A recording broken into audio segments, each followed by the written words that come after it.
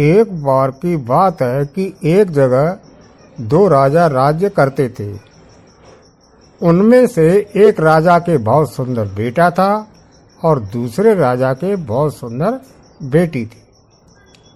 दोनों राजाओं के बच्चे शादी के लायक थे, इसलिए दोनों राजा अपने अपने बच्चों के लिए जीवन साथी ढूंढने के लिए लोगों को भेज रहे थे। किस्मत की बात कि दोनों राजाओं के दूत आपस में मिले और बातचीत के बीच उन्होंने एक दूसरे को अपने अपने उद्देश्य बताए। उन दोनों को यह सुनकर बड़ा आश्चर्य हुआ जब उनको यह पता चला कि दोनों के बाहर निकलने का उद्देश्य एक ही था और दोनों राजा भी आपस में एक दूसरे के टक्कर के थे। इस तरह राजकुमार और राजकुमारी का जोड़ा बहुत अच्छा बनता था। जब राजाओं ने अपने अपने दूतों से उनकी बात सुनी तो उन्होंने आपस में बात की और उन दोनों की शादी तय हो गई। एक दिन तय किया गया और दुल्हा दुल्हन के घर पहुंच गया। शादी की रस्में सब बहुत शांत तरीके से पूरी की गई, लेकिन उनकी खुशियों पर एक बादल छा गया। उनकी खुशी कितने कम समय के लिए थी। जब दूल्हा अपनी दुल्हन को लेकर घर लौट रहा था तो रात को वो एक बगीचे में रुका। इत्तेफाक से वो बगीचा परियों का था। ये परियां रात को वहां आती थीं। उस रात जब वे वहां आई तो वहां राजकुमार को देखकर वे उससे प्रेम कर बैठी। उन्होंने उसको अपना बनाने का सोच लिया। उन्होंने उस पर ऐसा जादू डाला कि वो मौत जैसी गहरी नींद में सो गया। अगली सुबह राजकुमारी और दूसरे लोगों ने उसको उठाने की बहुत कोशिश की, पर सब बेकार। उन सबको लगा कि वो मर गया था, सो उन्होंने उसका दुख मनाया और उसके लिए रोए, जैसे कि लोग किसी मरे आदमी के लिए रोते हैं, जिससे वे अब कभी बात नहीं कर पाएंगे। यह उनके लिए बड़ी मुश्किल की घड़ी थी। तभी वहां एक चकवा और चकवी दो चिड़ियां आई और जहां राजकुमार के लिए रो रहे थे उस जगह के पास ही एक पेड़ की शाख पर आकर बैठ गई और आपस में बातें करने लगी। चकवा बोला, इन लोगों को इस राजकुमार को दफन नहीं करना चाहिए। चकवी बोली, क्यों? चकवा बोला, क्योंकि यह अभी मरा नहीं है, शायद कुछ दिन में ही यह जिंदा हो जाएगा। उनका ये शब्द राजकुमारी के कानों में अमृत की तरह से पड़े। उसने तुरंत ये हुक्म दिया कि राजकुमार के शरीर को वहीं पड़ा रहने दिया जाए जहां वो था। उसने उन सबसे यह वायदा किया कि वो इस हुक्म की वजह उनको बाद में बताएगी। इस हुक्म के अनुसार राजकुमार के शरीर को उसी बगीचे में छोड़ दिया गया और बाकी सब लोग अपने अपने घरों को चले गए। दुखी दुल्हन और उसकी तरफ के लोग एक तरफ चले गए, दुल्हन दूल्हे की तरफ के लोग दूसरी तरफ चले गए। राजकुमारी के माता पिता को अपनी बदनसीब बेटी की बदकिस्मती की बात सुनकर बहुत दुख हुआ। राजकुमारी भी दिन रात रोती रहती, कोई चीज उसको कोई आराम नहीं दे पाती। हर पल वो राजकुमार के लौटने की बाट ताकती रहती, पर वो आया नहीं। आखिर जब उससे अपना दुख और नहीं सहा जा सका तो उसने अपने पिता से महल छोड़कर इधर उधर घूमने की इजाजत मांगी, जहां भी उसका इच्छा होती। हालांकि राजा उसको इस तरीके से कहीं जाने देना नहीं चाहता था, पर अपने मंत्रियों की सलाह पर उसने उसको जाने की इजाजत दे दी। मंत्रियों का विचार था कि अगर राजकुमारी इसी तरह से यहाँ कुछ दिन और रही तो कहीं वो पागल ना हो जाए। सो उनकी सलाह पाकर राजकुमारी बाहर घूमने चल दी। वो दुखी सी चारों तरफ घूमने लगी।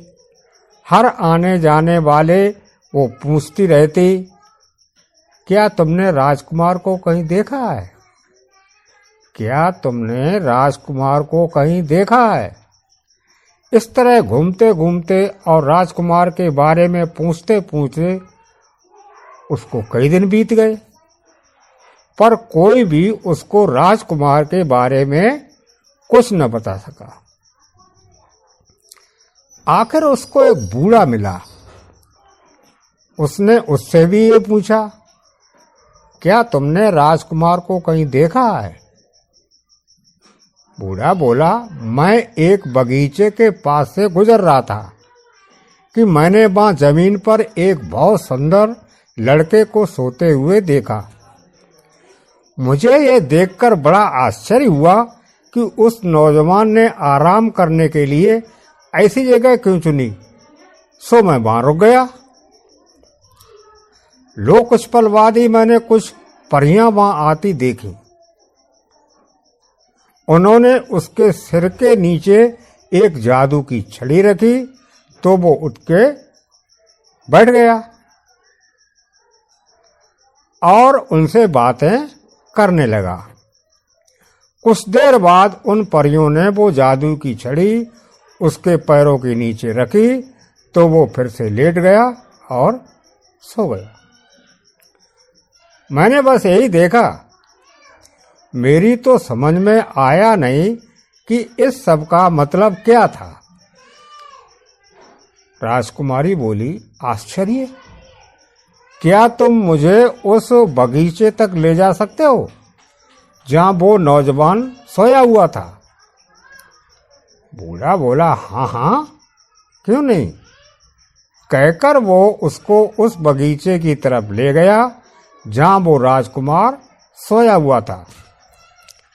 जब वे वहां पहुंचे तो राजकुमार का शरीर वहां दिखने में बेजान जैसा पड़ा हुआ था।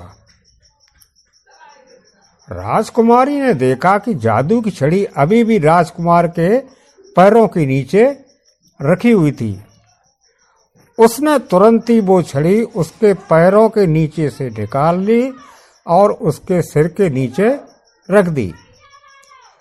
जैसा कि उस बूढ़े ने बताया था, वो राजकुमार उठकर बैठ गया। उठते ही उसने राजकुमारी से पूछा, तुम कौन हो? राजकुमारी बोली, मैं तुम्हारी पत्नी हूं। क्या तुम मुझे नहीं जानते?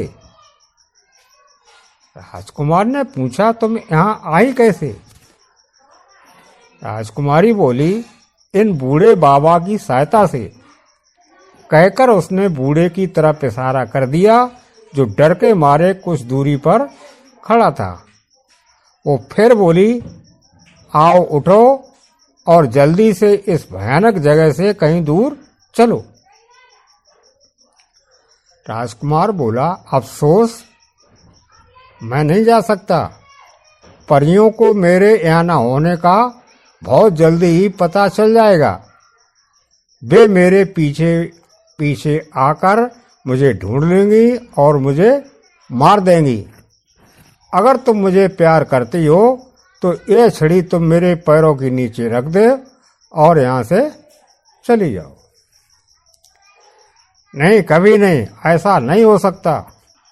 राजकुमार बोला, तो फिर ऐसा करो कि तुम इस पेड़ के खोखले तने में छिप जाओ, क्योंकि तुम यहाँ सुरक्षित नहीं हो। परियां यहाँ कभी भी आ सकती हैं। राजकुमारी ने वैसा ही किया। जैसे वो पेड़ के खोखले तने में जाकर छिपी, परियां वहां आईं। उनमें से एक बोली,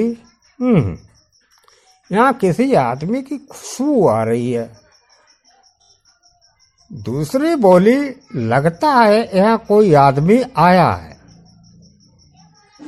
कहकर 2-3 परियां उस आदमी की खोज में इधर उधर गईं, जो उनकी जगह देख गया था, पर उनको कोई मिला नहीं। उसके बाद उन्होंने राजकुमार को जगाया और उससे पूछा कि क्या वो किसी आदमी को जानता था जो उसके आसपास घूम रहा हो। राजकुमार ने साफ मना कर दिया कि उसने किसी आदमी को वहां आसपास घूमते नहीं देखा। वे बोली, पर हमारा पक्का विश्वास है कि यहाँ कोई आदमी आया था, क्योंकि आदमी की खुशबू हवा में फैली हुई है। कोई बात नहीं, हम लोग कल यह जगह छोड़कर किसी दूसरी जगह चले जाएंगे। सो अगली सुबह परियों ने सारा बगीचा देखा, क्योंकि वो बगीचा बहुत बड़ा था, और अपने लिए कोई दूसरी जगह ढूंढ ली जहां उनको लगा कि वहां कोई आदमी नहीं आ पाएगा। जब वे वहां नहीं थे तो राजकुमार ने राजकुमारी से कहा, प्रिय, अब तुम क्या करोगी? वे मुझे किसी दूसरी जगह ले जाएंगी और मैं फिर तुम्हें कभी नहीं देख पाऊंगा। बहादुर राजकुमारी बोली, नहीं, ऐसा कभी नहीं होगा। तुम देखना, मैं कुछ फूल इकट्ठा करूंगी। तुम जब यहाँ से जाओगे तो इन फूलों को अपने पीछे पीछे बिखेरते जाना, जिससे मुझे पता चल जाएगा कि तुम कहाँ गए हो। कहकर राजकुमार ने राजकुमार को एक खास किस्म के फूलों का एक गुलदस्ता लाकर दिया। राजकुमार ने उन फूलों को अपने कपड़ों में छिपा लिया और राजकुमारी फिर से अपने उसी पेड़ के खोखले तने में जाकर छिप गई। कुछ देर बाद परियां फिर वहां आईं और राजकुमार को उन्होंने अपने पीछे पीछे आने के लिए कहा। जब राजकुमार उनके पीछे जा रहा था तो वो फूल अपने पीछे फेंकता जा रहा था। अगले दिन राजकुमारी उन फूलों के सहारे चलती गई जब तक कि वो एक बहुत बड़ी और शानदार बिल्डिंग के पास नहीं आ गई, जो एक महल की तरह लग रही थी। यह एक देव का घर था, जिसने परियों को भी बहुत बुरी तरह से जादू सिखा रखे थे। राजकुमारी बिना किसी डर के उस महल में अंदर चली गई। उसने देखा वहां अंदर तो कोई भी नहीं था, सो वो सुस्ताने के लिए एक नीचे स्टूल पर बैठ गई। करीब 1 घंटे के बाद देव आया। राजकुमारी को देखकर उसने सोचा कि शायद वो उसकी बेटी है, जिसको एक दूसरा देव जबरदस्ती उठाकर ले गया था। वो उसकी तरफ दौड़ता हुआ बोला, ओह मेरी प्यारी बेटी, तुम वापस कैसे आई? उस नीच से तुम कैसे बच पाई? राजकुमारी ने तुरंत ही हालात का अंदाजा लगा लिया और बोली, जब वो सो रहा था पिताजी, तब मैं वहां से भाग निकली। कुछ समय तक राजकुमारी देव के पास रही।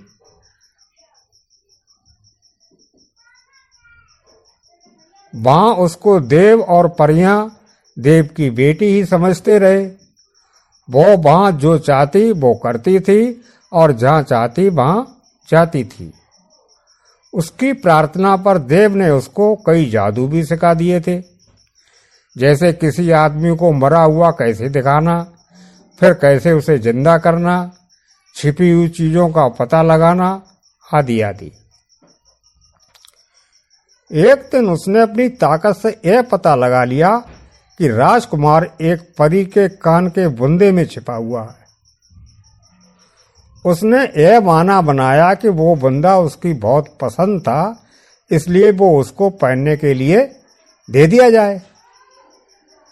पहले तो परी ने कुछ ना नुकर की, पर फिर उसको देव की बेटी होने के नाते उस बूंदे को दे देना पड़ा, लेकिन इस शर्त पर कि वो बूंदा वो उसको अगले दिन दे देगी।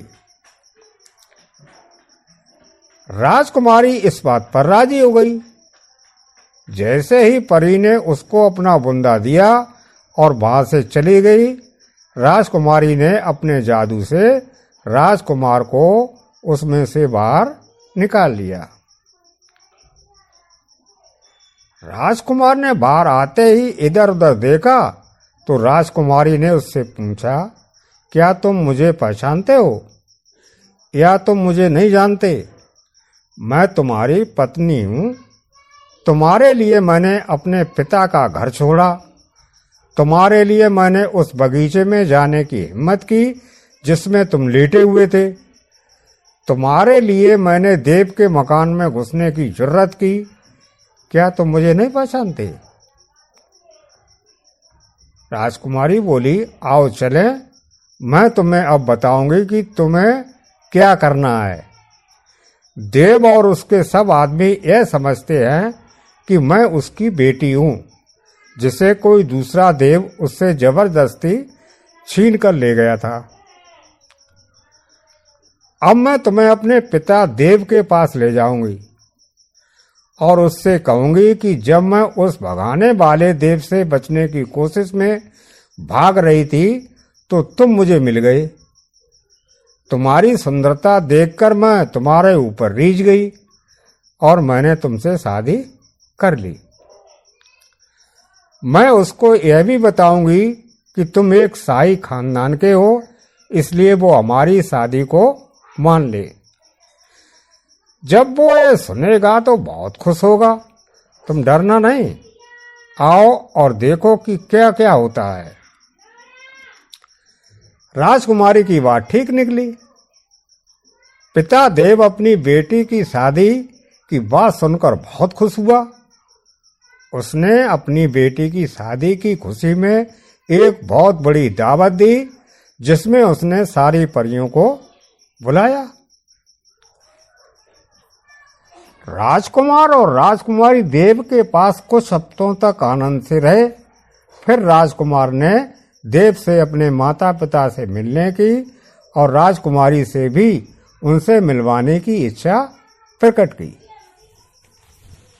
हालांकि देव उन दोनों को अपने पास ही रखना चाहता था, पर फिर उसको राजकुमार के घर जाने की इजाजत देनी पड़ी। उसने उनके लिए बहुत सारी भेंटें इकट्ठी करके उनके साथ रख दी और उनसे जल्दी वापस आने के लिए और बहुत सारी चीजों के अलावा उसने उनको एक उड़न खटोला भी दिया, जिस पर जो कोई बैठ जाता वो उसको उसकी मनचाही जगह पहुंचा देता। यह राजकुमार और राजकुमारी के लिए तो बहुत ही काम चीज थी। उन्होंने उड़न खटोले में अपना खजाना भरा और उसके ऊपर बैठकर देव और सारी परियों को विदा कहकर राजकुमारी के पिता के राज्य चले गए। वे जल्दी ही वहां पहुंच गए, क्योंकि राजा के बेटी घर वापस लौट आई थी और उसका पति भी मरा नहीं था, जिंदा था और ठीक था और उसके साथ था। सो उस दिन महल में ही नहीं बल्कि सारे शहर में बहुत खुशियां मनाई गई।